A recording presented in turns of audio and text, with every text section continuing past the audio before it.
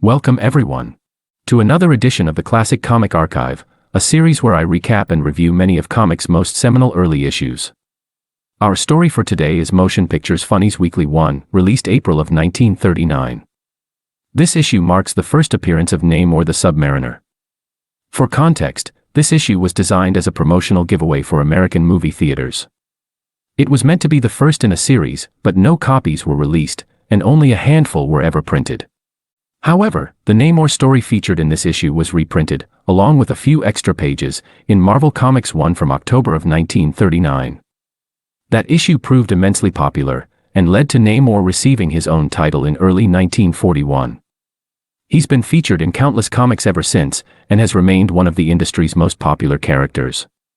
Yet I should note that the issue presented in this video is actually a reprint from 1977's Invaders 20.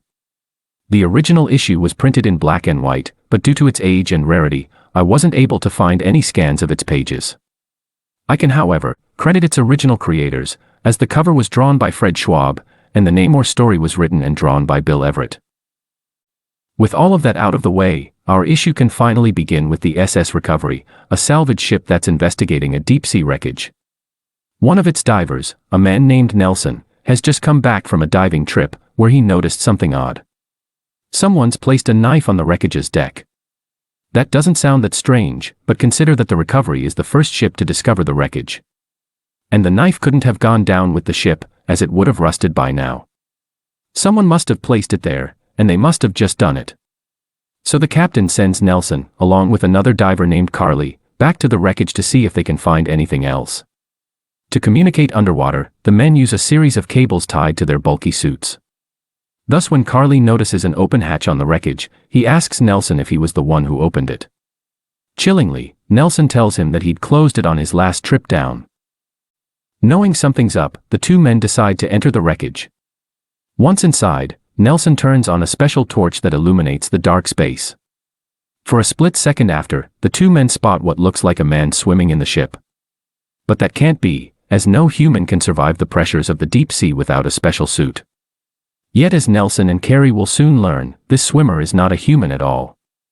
He's a creature of the deep, and a territorial one at that. His name is Namor, and he's dealt with humans before. But he's never seen divers with such bulky suits, as he assumes that they're evil robots, and that their torch is a weapon. Spotting their communication cables, he believes them to be control wires, so he takes his knife, the one that Nelson had noticed, and cuts the cables. The two divers are now stranded, as they can't signal to be pulled up, and would risk deadly decompression sickness if they simply swam back. So there's nothing for them to do but wait, as Namor then brutally kills them. He stabs one diver with his knife, and crushes the other's helmet with his bare hands, causing a burst of air bubbles to rise to the surface. The bubbles are noticed by the Recovery's captain, who orders another diver to be sent down and see what's going on.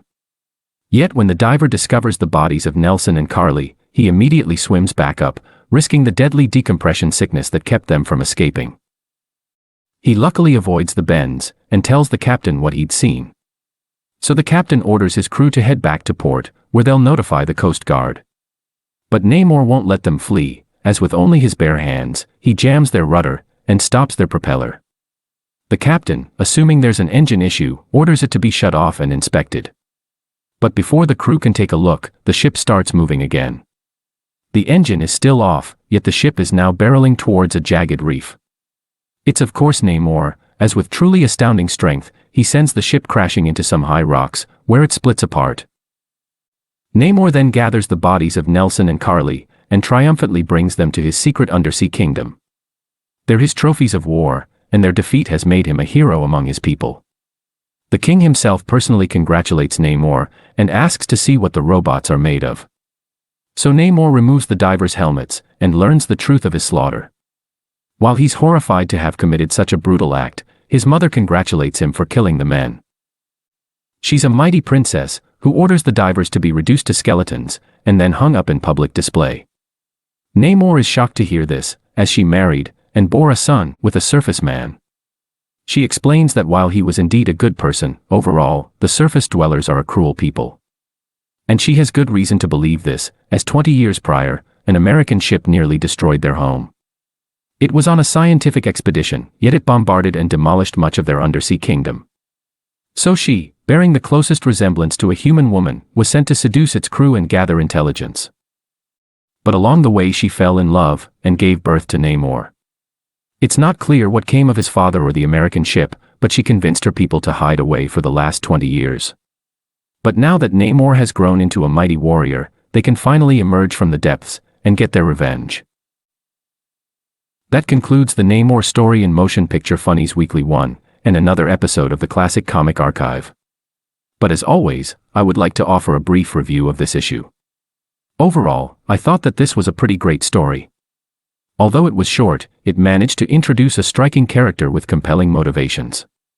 He's not just another hero created to capitalize on comics' emerging popularity, as based on this story, I wouldn't even consider Namor a hero. Yet as brutal as he is, you can tell he's remorseful, and will have to reconcile his conflicting loyalties. It gives him actual depth, and is definitely something I'd like to see explored.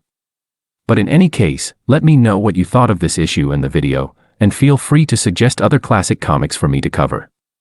Thanks for watching.